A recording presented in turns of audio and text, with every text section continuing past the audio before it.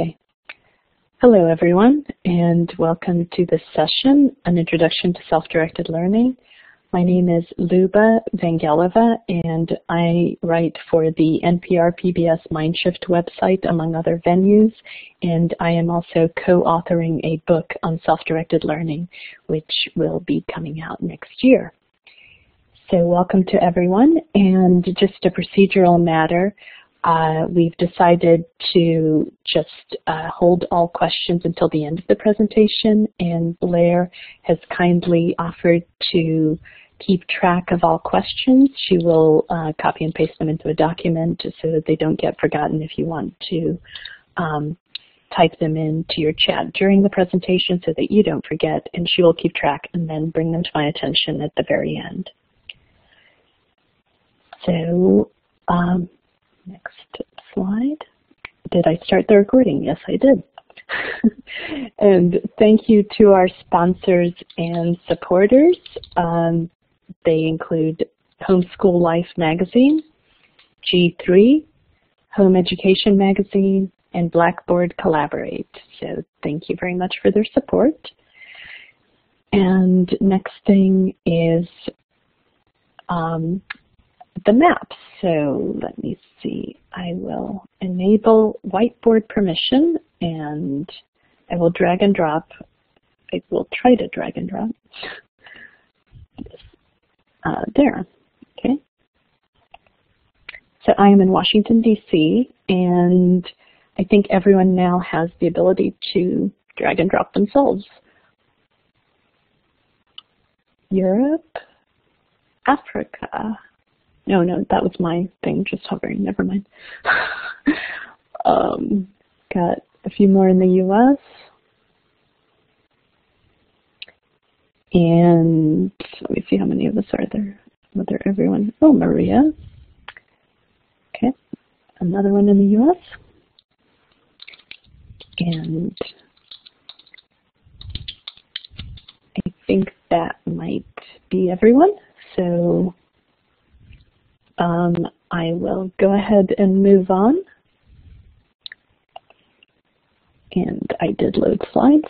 So here's the start, and let's just go ahead and get started. So first things first, what is self-directed learning? So this is a term that is bandied about a lot to refer to a very wide range of situations, some of which are truly self-directed, some of which are kind of dubious to be included in that category. But one thing that is important, the key factor is the student being the driver of decisions about what to learn and how to learn it. But it's also important to note that there is a continuum of self-direction. It's not all or nothing. Also worth noting, perhaps, is that a more technically accurate term would probably be self-determined learning, because the education is not always being directed by the student in the micro sense. For example, the student may choose to take some classes, let's say at a school or at a resource center, a community college, whatever.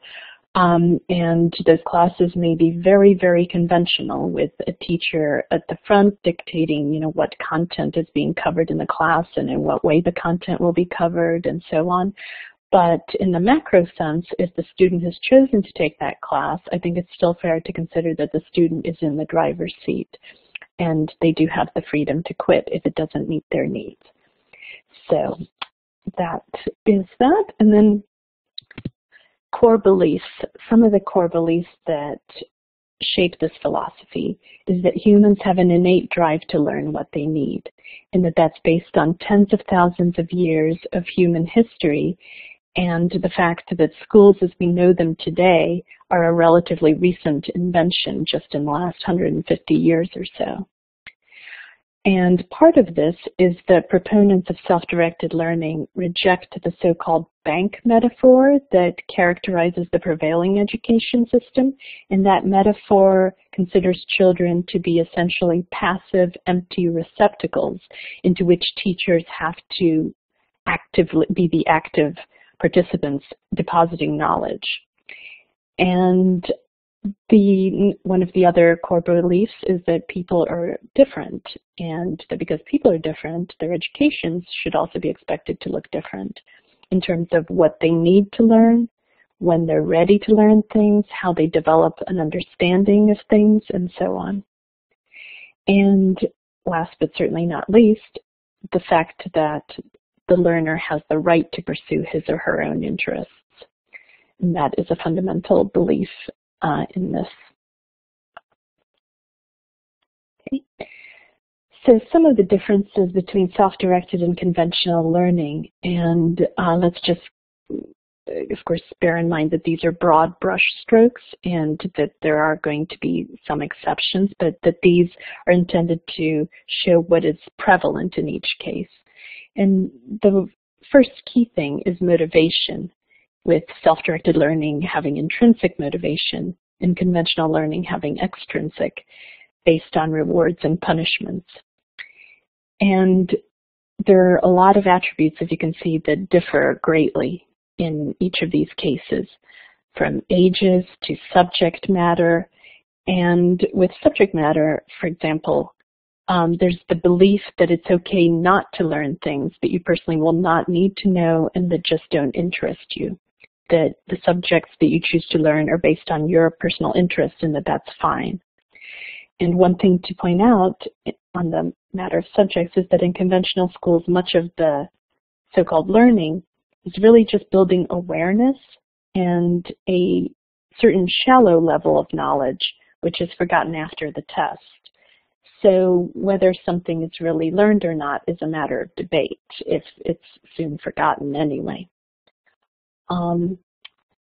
Then the method, the fundamental issue there is that with self-directed learning is that the learner and the teacher are partners. And one thing that I think is worth emphasizing is that in conventional classrooms, there are certainly teachers who already do this. Even though they're in a conventional classroom, they consider themselves partners with their students. So it's not completely black and white.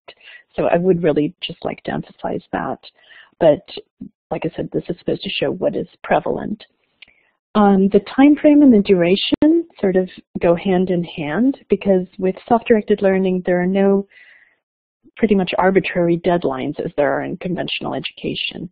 For example, it's not assumed that you have to learn algebra when you're 12 or else you've missed your chance forever. Because you can learn algebra or what have you when or if the need ever arises to. And for example, the author Peter Gray did a recent study of grown unschoolers, and he found plenty of examples of students, for example, who had never had any formal math training beyond what would have been grade 5 for them, but that then went on to earn college degrees in very math-heavy subjects, such as computer science and others.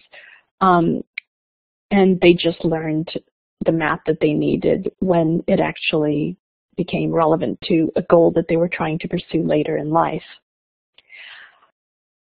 And then the other things, I think it's pretty self-explanatory, the level assessment and evaluation, and the accountability. I think that's another key one to emphasize, that students in self-directed situations feel accountable to themselves and their community, versus teachers and schools being held accountable for what can really only happen inside the heads of the students. So why do some families favor self-directed learning? And I should perhaps point out that although there are no hard statistics, it is estimated that about 10% of the more than 2 million homeschooled children in the U.S. are being unschooled. And then there are hundreds more students who attend democratic schools around the world and other types of learning situations that are more self-directed. And I'm afraid I don't have the unschooled statistics for any other countries other than the United States, so I apologize for that, but that's the only one that I have been able to find. So some of the reasons that families favor this approach is, well, twofold. It promotes certain positive outcomes, and it reduces the likelihood of certain negative outcomes. And first and foremost is that it preserves children's innate love of learning. They don't lose that, as a lot of students do as they go through non-self-directed learning channels. And it increases their fulfillment, and this is a reference to, as Daniel Pink wrote about in his book Drive, the 3 things that really increase someone's sense of fulfillment are having autonomy, mastery, and purpose. And these are all things that are very easy to achieve in self-directed learning versus in a conventional educational setting. And it fosters self-confidence, initiative, perseverance, and because of these things, it prepares children much better for the new economy, where a majority of people are expected to become self-employed, to change careers a lot, to need to be adaptable to the changing, very rapidly changing economic conditions, having to learn new skills throughout their lives in a very self-directed way. And that this gives children a head start because they're doing this, from the very beginning. Enhances physical well-being because it allows for more time outside if children wish to be outside, to be more active, to get more sleep. There are no imposed schedules that have to be followed necessarily. And promotes basically being true to oneself rather than to the agenda of other people. And so when they become adults, they don't have to unlearn that. They know themselves much better. They understand what they want and need, and what is being true to themselves. Some of the negative outcomes is, it's less likely to lead to feelings of resentment, passivity, rebellion, and inferiority or superiority because of the grading systems, the competitive nature of schools. Self-directed learning, you're only competing essentially against yourself and your own expectations. You're not being constantly ranked with other people. And both inferiority and superiority have shown to actually be detrimental to learning. And for all these reasons, also just a reduction in stress and anxiety and family arguments over homework and what should be being learned, what shouldn't be, when it should be done, and so on. And it even has resolved some cases of ADD when it turned out the symptoms were just a matter of the children not being in an environment that was suitable to them, and that they learned just fine once they were able to control things themselves and be more active in whatever else they needed to do and focus on the things that interested them. And a lot of these findings have come from studies of homeschoolers that have been done, for example, by, again, the author Peter Gray did a study of homeschooling families as well as of grown unschoolers and of graduates of democratic schools. Okay. Then the flip side is, what are some of the common parental worries if they're for parents who are considering self-directed learning? So one of the main ones is, will my child learn anything at all this way? Which really means, will my child learn enough to insert goal here? So I think the thing to remember there is, whose goals are they? Are they the adult's goals or the child's goals? I think that's a good starting point to figure that out and how you feel about that. And another thing to point out is that you don't really know what a child is necessarily learning in school in the sense of what is actually being retained and can be applied in, a useful way in different contexts. So it's not necessarily, although it may be comforting to see test scores and so on, it doesn't necessarily really show what is being learned and how it can be applied. And a lot of this basically comes down to trusting the children and trusting basically the process. And of course, change can be hard, but it can also be very exciting and liberating. So how does such learning happen? Well, pretty much anytime, any place, any way. Whatever works for an individual child at a given point in time is fair game, and parents and children can collaboratively decide on the parameters so it works for everyone in the family. But people are wired to learn through playing, conversing, reading, observing, listening, experimenting, practicing, and in other words, living life. So if someone really, enjoys going to the zoo and, watching the elephants for an hour and a half,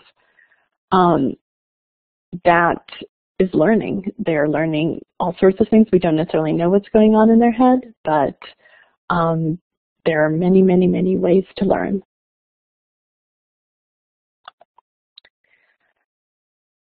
So some of the roles and how they're different in this kind of approach. First of all, everyone, meaning children, their peers, as well as younger or older children and parents and other adults, everyone can be both a learner and a teacher depending on the moment, the context, the subject, and so on. It flows in all directions. But the student is fundamentally the driver. Peers are very good, learning partners and can also be mentors if they've already, moved on developmentally to another skill level. They can serve as mentors to their friends. Parents and other adults can be learning partners, mentors, facilitators, and the whole community can often assume a more active role in helping foster learning for children. So how is a facilitator different than a typical teacher? So a facilitator's main role is to introduce children to opportunities and provide resources. But again, I think it's best not to get fixated on the terms themselves because some teachers work in a very facilitative way. But the key is offering rather than imposing. And the facilitator pays primary attention to the process of what's going on in a setting, and the children are largely in charge of the content of those activities.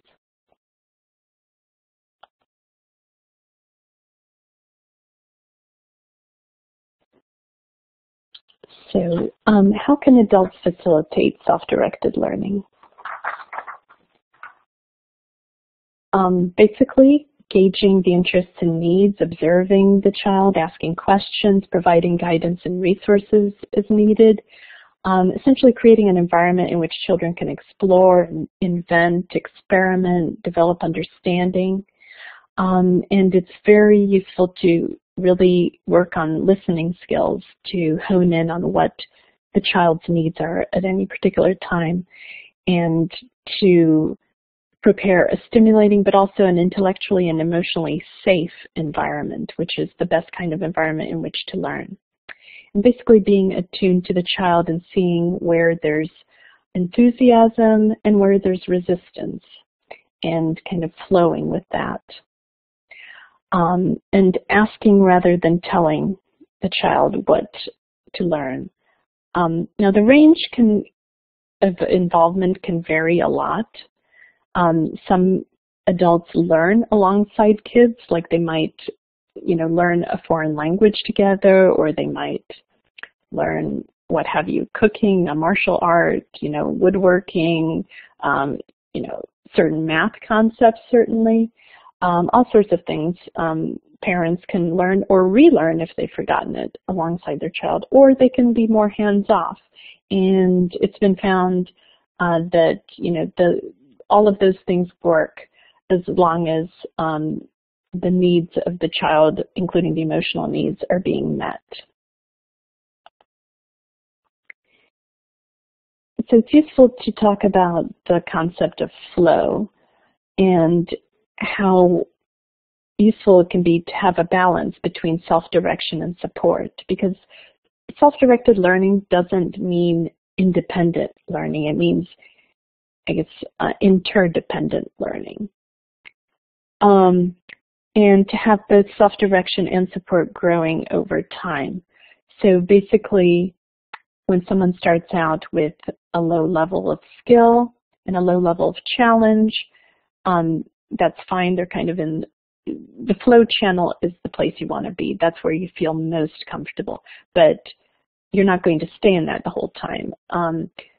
As your skill level increases, you get bored with doing the same things. That's why children, even young children at a playground, they start to get bored with things once they've mastered them. They want to move on to, you know, the more complex tasks, and that continues all through life, you know, with even with academic subjects, with all sorts of challenges. And then, you know, they start looking for the more challenging things, which, you know, until they then build up the skills to handle those challenges, you know, it may kind of, you know, provoke another state of disequilibrium, but then it gets them back into the flow channel as their level of skills increase. And so the idea is to keep building on the skills and the challenges to kind of try and match those levels to each other, so that each state of disequilibrium is, you know, soon balanced, put in balance again as you re-enter the flow channel. And I think I mixed metaphors there, but I think you got the idea, hopefully. So anyway, some of the structures that support self-directed learning. There are various types of schools that promote some degree of self-direction, and there really is a continuum. Democratic schools being at one end, probably, because they have the Sudbury model is essentially to have children from ages 4 to 18 be in a setting together, and there are no rules at all about what you have to learn, what you have to spend your time doing. The only rules are community rules for behavior, so that people are not basically disrespecting the rights of others to also do as they please. So they try to strike a balance there between freedom and responsibility, but in terms of what is being learned, there are no restrictions, no boundaries.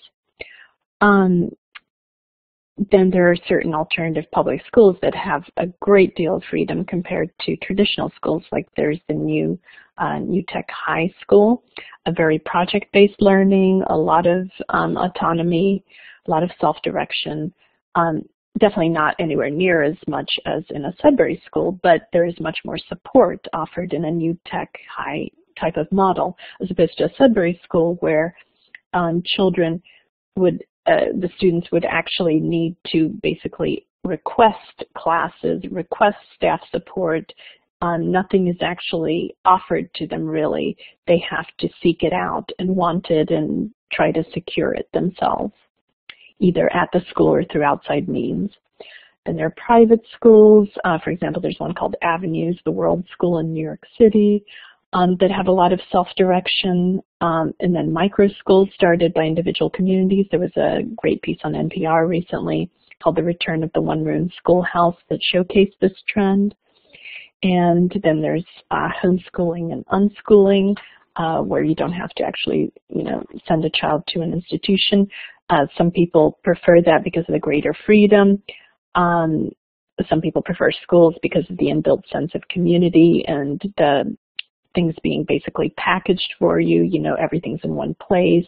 You know what you're getting. There's, you know, basically different needs will drive, different preferences will drive, you know, people to choose one thing over another. But one thing that's worth emphasizing is that, you know, the homeschoolers, it's called homeschooling, but it's neither home nor school in most cases. A lot of those students spend some or even all of their time, if they so choose, at learning co-ops, libraries, other types of learning hubs or resource centers. They can take a la carte classes that are offered at a lot of centers nowadays. They can create informal groups around certain interest areas, such as math circles or you know, other things like that. They can do apprenticeships, internships, you know, from a very young age. They can go to community college, again, from a very young age, like 13 is not unheard of, to start community college classes or to start doing internships or apprenticeships and so on. So there's a lot of freedom and opportunity to tailor your own kind of learning path. So some examples of existing communities with high degree of self-directed learning include maker spaces, community labs, libraries. And community labs, there are things now like biology labs, for example, where in some cities where you can go and do biology experiments, you know, with microscopes and all sorts of equipment and collaborate with other people who have an interest in that. And so there's all sorts of possibilities there. New things are coming up all the time. So can anyone be a self-directed learner? Well, all people start out that way when they're infants and toddlers, and everyone has the potential to continue learning in this way, you know, given the right circumstances. So yes, pretty much anyone. The exceptions being those with, you know, very severe, certain severe cognitive or social disabilities where that really can be too much of a challenge and they need more support than that. How much freedom to grant is really up to each family. It depends on what they're comfortable with. And that level of freedom doesn't have to be static. It can be adjusted as the capacity grows, the capacity of both the child and the parents, it should be noted, because a lot of parents start out, you know, when they go down this path, they start out with more restrictions, being more strict, and then as they see how things are unfolding, they gradually, you know, loosen up the restrictions and you know, go more toward the freedom end of the spectrum. And as I mentioned, democratic schools, they often admit students as young as 4, and they do just evaluate them to make sure that they're mature enough to handle themselves with some degree of responsibility. And they, you know, some of these places do have restrictions, for example, that you have to show that you're capable of using certain types of equipment before you're allowed to use it, sort of like a driver's test before you can drive a car. So that can all be handled on an individual basis. It doesn't have to be age-driven necessarily. So what would compel a typical student to learn without being forced? So students who are accustomed to conventional schools, they have usually developed a different relationship to learning. So it's not as simple as just taking someone out of a school and then bam, they're going to be, you know, wonderfully self-directed and everything is going to go smoothly. There's a quote-unquote deschooling period that's often needed, and it's proportional to the length of time that a student has been in a conventional type of school situation before they can really reap the full benefits of a self-directed environment. But that has happened in a lot of cases, and you know, the older they get, the longer of a deschooling period may be needed. But it certainly doesn't mean that, you know, if the self-direction doesn't take root immediately, that it's a lost cause. They basically have to rediscover their sense of curiosity and drive and kind of get back in touch with themselves and what drives them personally. So how will they learn what they need to learn? So as mentioned before, humans have a long history of learning what they need to learn without being coerced, and they're naturally driven to do this. And so part of answering this question is to really reevaluate what truly needs to be learned and when. And I touched on this before, but basically, you know, a lot of us have grown up kind of with the assumption that certain things need to be learned at certain ages. And it's useful to kind of take a step back and really think about which of the things that we learned really needed to be learned at all, and which of those things needed to be learned at that time versus when we actually came to a juncture where we actually needed to apply that knowledge. And also to think about how we learn as adults and how we learn in a very self-directed way, and that it suits us just fine. Like when for a work situation, we may need to acquire some new skills at a certain point in order to meet some new job requirements, and so that's when we learn those skills, and that's fine. So how will I know that my child is learning anything? Observe, listen, trust instincts, and also basically realize that learning is not linear, and there may be periods of rest and reflection, and that reflection is as essential a learning element as anything else, to really kind of digest what you've read or seen or heard, in order to make sense of it, to forge the connections in your brain that links that information to other information to make it much more useful, and to develop a deeper understanding. And if a child doesn't appear to be learning, well, people are always learning something. It's just perhaps a matter of them not learning, or at least visibly learning, what is expected or hoped by the adult. And at that point, I think it's useful for the adult to evaluate their expectations and really kind of consider some of these concepts. So how do self-directed learners turn out? How have they fared in college and careers? So a recent study that I referenced earlier by Peter Gray, and I'm going to cover it at length in an upcoming article for Mindshift, found that self-directed learners can succeed in college and have gainful and satisfying work in a wide range of careers.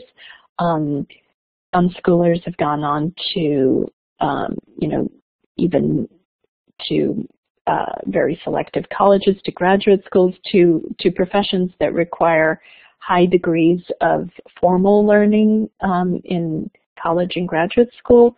That those transitions have been made, and that for those samples in the group that was sampled, those transitions did not prove that difficult. Getting into college did not prove that difficult for this group, and succeeding in college did not prove that difficult. The interesting things were that,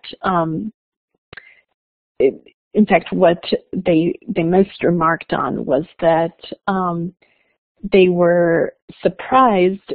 They expected college to be a very intellectually stimulating experience, and they were actually, people who had been accustomed to self-directed learning up until then were kind of taken aback, and in some cases even offended by the fact that some professors and students expected the learning to be basically given to them on a plate. They found that very strange.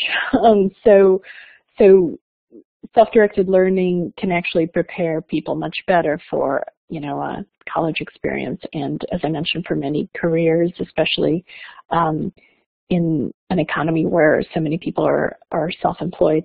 And interestingly, in the same study, Peter Gray also found that people who had grown up with self-directed learning were much more likely to choose careers where they still retained a considerable degree of self-determination. And that extended across blue-collar and white-collar jobs. For example, there might be like auto mechanics or carpenters, or like wildlife photographers or consultants, entrepreneurs of all sorts, who were in situations where they could solve their own problems, dictate a lot of their own terms, and so on. And he found almost a complete absence of kind of the typical person who goes into a bureaucratic office setting where they have very little self-determination, and where they're in a very hierarchical situation. People who grew up with self-determined learning in self-determined learning environments tended to, they worked in teams, but in a much more democratic kind of setting, rather than looking for hierarchical, kind of typical corporate settings in which to work. And a lot of them were entrepreneurs, I should add, much higher degree, were entrepreneurs and worked in creative arts or in STEM fields, which are also creative, by the way, so not mutually exclusive categories. So the necessary ingredients to success. So two of the most important are attitude, that the parents buy into it, trust the children, are willing to be partners with them. And also just the presence of some type of scaffolding and support in the form of mentors, community, resources, that the children, be exposed to a wider community of people. And last but not least, just a few useful resources to check out. And yes, there are 2 books with the same name, but covering very different aspects of this topic that I thought both were really, really great introductions, as well as those websites. So that's my presentation, and now I need to, I guess, confer with Blair, who will be giving me questions.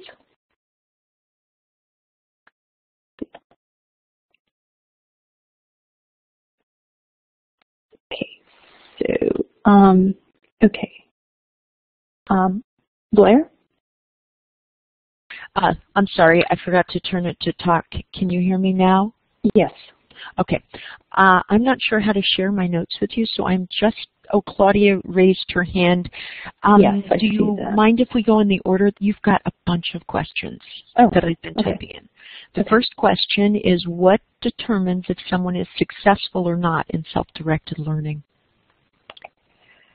Well, successful in what sense, I guess? I mean, I would say that,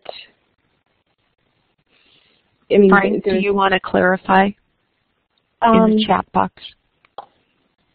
Yes, if whoever, or I can, I guess, answer it in both ways. I mean, it's up to each individual student to decide if they're being successful according to their own standards. If they're being held to other standards, then it's not necessarily really self-directed anymore. I mean, then it's kind of a different situation. So sort of external measures of success don't really go with self-directed learning. I mean, they're kind of not really compatible concepts, in my opinion, and perhaps someone else would like to add something to that, and I welcome anyone else to jump into these discussions.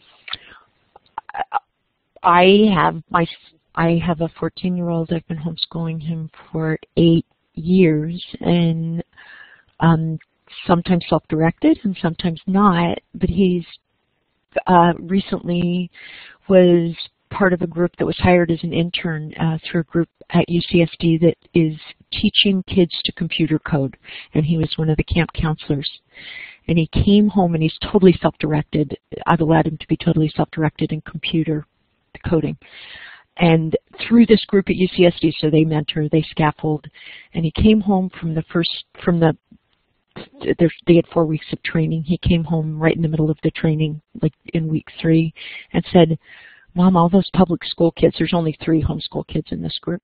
He said they hate learning, and they don't like school, and they can memorize, if the teacher puts up on the board the steps A, B, and C to write code, they can memorize that. And if the teacher says, now first you do A, and this is how you then do B, they can do it. But if the teacher doesn't give them instruction on the process of what to do with those steps, all they know is the steps memorized perfectly because they've never had to direct themselves to figure out the answer. And that's what you're talking about, correct? Yeah, and I mean, I think that's the common manifestation. I mean, certainly not exclusive. I wouldn't, there are certainly, conventionally schooled kids that can learn in very flexible ways. So I don't want to make it too, if or, either or, but yeah, I mean, that's a very common kind of scenario that I've heard from, many points. And I guess in terms of whether a student succeeds or not, I mean, I guess the real world can determine that. If they can succeed in collaborating with, if they can accomplish goals that they've set out to do, if they can work with others to accomplish accomplish those goals, if they can, get an internship and follow through and, do the work that's expected and so on. I mean, that's one way to, I guess, measure success. Basically, I think the real world can provide feedback, and other people can provide feedback. I mean, there's all sorts of, I guess, feedback mechanisms in the real world. Okay. At your next question, you've got a bunch of questions. As communities of self-directed learners grow, they will also start to impose segregation, standards, evaluation, plans, and so on. This happens in some school co-ops.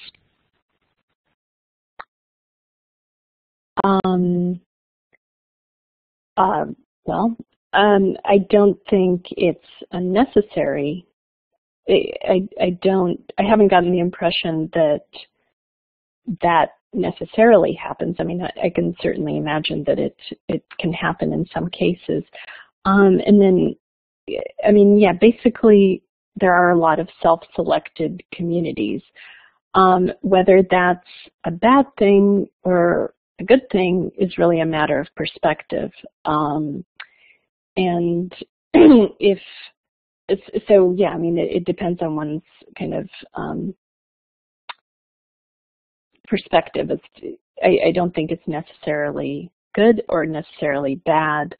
And I think co-ops can basically, I mean, they can choose their own rules. So, I mean, if some start to develop standards or this and that, I mean, I guess if someone doesn't agree with that, then they can choose to leave the co-op. What happens in many cases is that the visions of the different people in a group start to diverge, or else or the existing differences start to become more apparent as you go along. And then sometimes there'll be splinter groups formed, smaller splinter groups breaking off based on, to ensure greater compatibility of vision. I mean, the vision is the most important thing, that you need to share within those groups. But in terms of developing standards, and so I'm not sure if I completely understood the question, whether it was saying that these groups start to become less self-directed. If so, then I wouldn't agree with that it's necessarily the case. Maybe some do, but I don't think that necessarily happens. Next question. What do you understand by the new economy? What is new? What is not new? Well, I think the pace of change is one element that's new. Basically, it's what's going to be new essentially is that I think more and more people are going to be self-employed. The concept of getting a job where someone else employs you for a really long time and you get a salary and a guarantee and a pension, I mean, that's becoming less and less and less common. And I think that trend is going to continue. So basically, having to be more self-reliant, having to be more adaptable as needs change, as technology changes, as a lot of job functions become either obsolete or change because of technology, just the need to be much more adaptable and to kind of try to anticipate changes coming and how you will need to adapt, being more flexible, adaptable, increasing, changing your skill set over time, being willing to do so, having essentially the ability and desire to be self-directed as an adult. Great answer. The person who asked it thought so too. Oh. Next question. I have seen successes with self-directed learning and unschooling in the homeschool community, but I have also seen real failures, teens who cannot do simple math or even read. How can parents work to make sure that doesn't happen?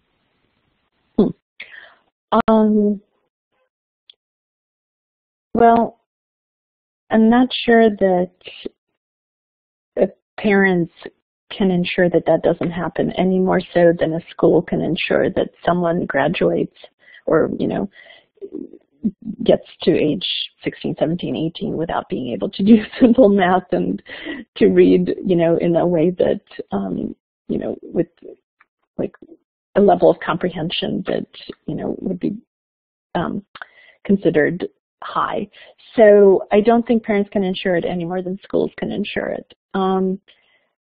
What was happening in those particular situations, I have obviously no way of knowing. I don't know if learning difficulties, learning disabilities, I should say, were an issue. I don't know if there was parental neglect. The one type of issue that Peter Gray found in his study of grown unschoolers that led to grown unschoolers saying that they were not happy with their upbringing in terms of the education was if parents were just neglectful, if they didn't give, and also when the unschooling was not a matter of choice on the student's part, where the student actually wanted to go to school and the parents would not let them. So it can cut both ways. If the student actually wants to go to school and the parent doesn't let them, then you can't force someone to be self-directed in the way that you want. If their choice is to go to school, then that would be in some cases possibly the more self-directed route. So, I mean, certainly there are cases where there are issues, but I don't think that's intrinsic of the educational approach. I think there are other factors involved that need to be addressed probably. But also in terms of learning to read at different ages or learning to do math at different ages, I mean, again, I would really question, how much is it holding the person back in life in reaching their goals, in reaching their greater goals? Is their level of ability actually holding them back? And if it is, are they unable to overcome it? And I think that's when it would be an issue. And if those conditions aren't the case, then I would question whether maybe just the assumptions are perhaps not in line with what the student really needs in their life. Well, the next question is that was a perfect lead-in to how do you help children set their own goals?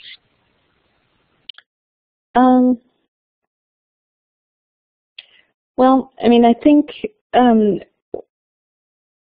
one kind of productive way is if they're exposed to a lot of people doing a lot of different things, and they can kind of experiment with different things and try to see what suits them and build on that, develop mentors, et cetera, et cetera.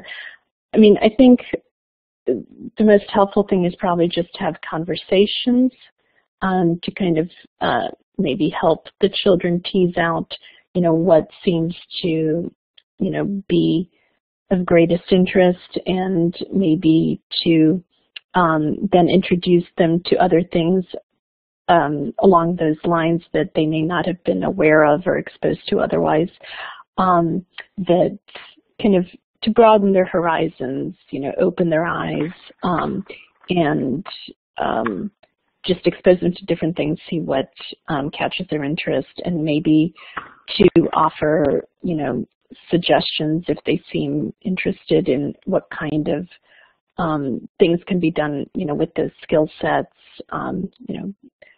that sort of thing, if that answers the question. And if the person who asked the question, it doesn't, you should type something else in. I'm paying attention. What do you mean by a safe environment to learn, by that phrase? So basically where the person is not afraid to fail, where that they're going to be judged harshly or reprimanded for trying something and not succeeding, so that experimentation is encouraged, so that they're not afraid to ask questions, to voice their opinions, that's essentially what I meant. Awesome. Do you know the research that supports or refutes that self-directed graduated students tend to attend online universities versus F2F, which I take to mean face-to-face institutions of higher learning? I'm afraid I have not come across anything that breaks it out into those two categories among self-directed learners, no. What about learning or practice communities? What about them? I mean, they're certainly useful, and that's the category in which things like the maker spaces and I guess math circles would fall into. And yeah, I mean, a community of practice, a community of interest is incredibly valuable, I think. And whether it can be developed, you know, if there are enough people in your physical kind of proximity to do it face-to-face, that's great. That's probably ideal in many cases. If not, then now with the internet, you know, it can be done more across greater distances. And it doesn't have to be, you know, people of the same age. It can be a mix of adults and children.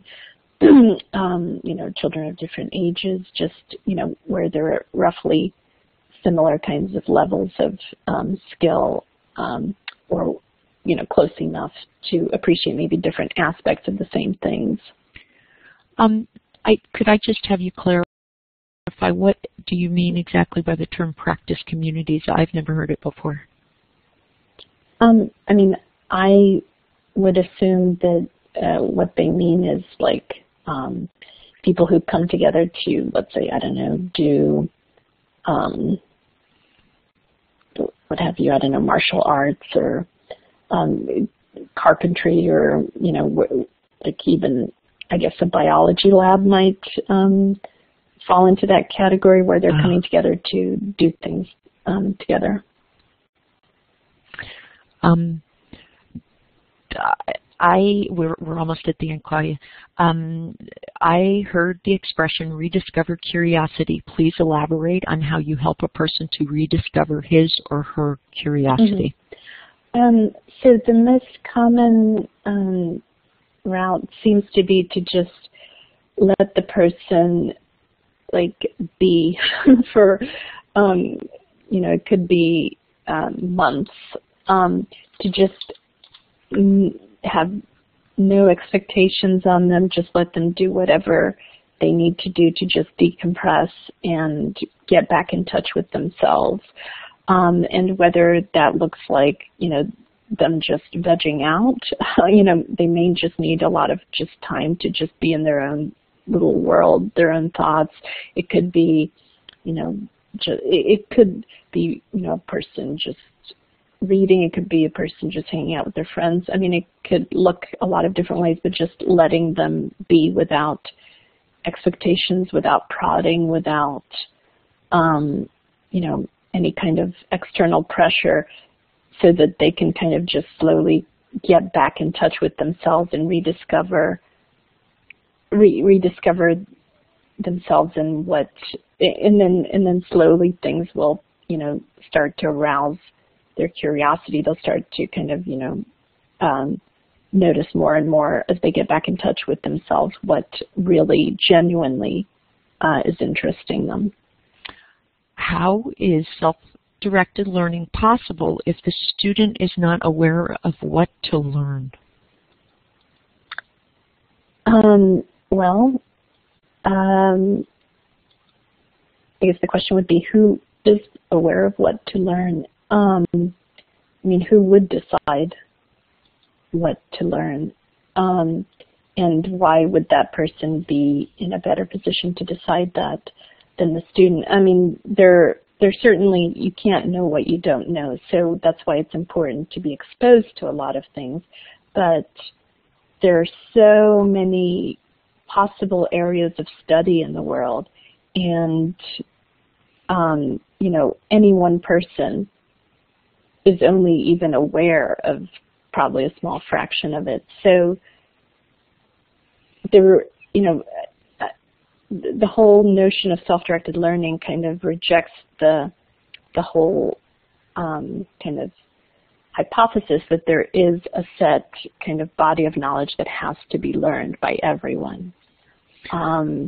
So as long as the student is being exposed to enough things to kind of pique their curiosity and then to be able to follow down the path of what does interest them, then they can kind of figure out, quote unquote, what to learn as they go along. How can we help children not be afraid to fail / make mistakes? Would you please be more concrete? So one strategy would be to not penalize them for making mistakes, to not make judgment statements. And certainly, I mean, a grade is a judgment statement in a letter grade or a number grade. So to avoid making judgment statements if something fails, if an experiment fails, I mean, basically, scientists, for example, are failing all the time. I mean, most of their experiments don't work, but that's how they kind of learn and move forward. So to focus on what can be learned from the failed experiments rather than on penalizing someone for having failed by basically, offering a judgment on it, a negative judgment. Awesome. Hey, Claudia, I turned your mic on. If you press talk, you can ask your question directly. We're at the end of the ones I have written down.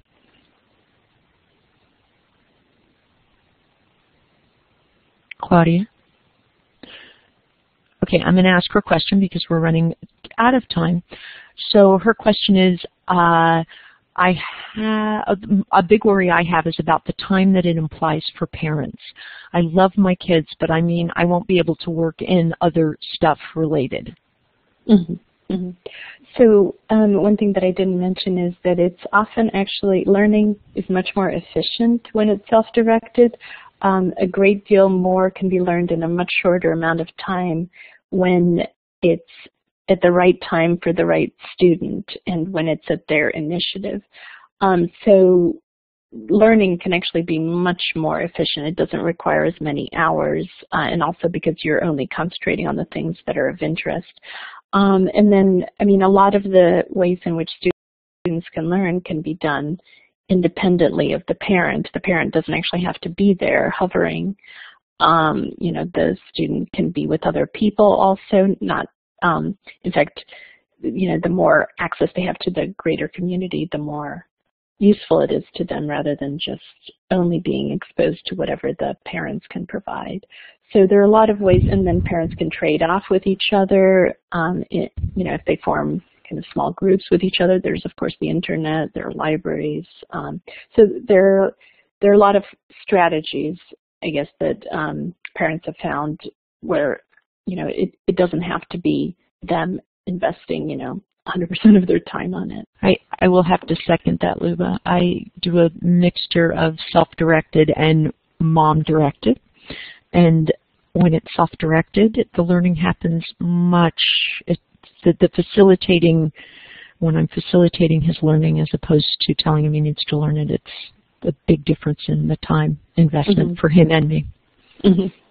It really is. Are there any other questions? We have about 1 minute to wrap it up. You guys have been awesome. Luba, this was a wonderful session. I know everybody enjoyed it as much as I did. It's a fascinating topic. Okay. And you know it well. Thank you. Okay, Luba, if you wouldn't mind being the last to leave, okay. We need, everybody in the next minute or two, you have to leave before we can close the session. Oh, let's turn the recording off. Okay. It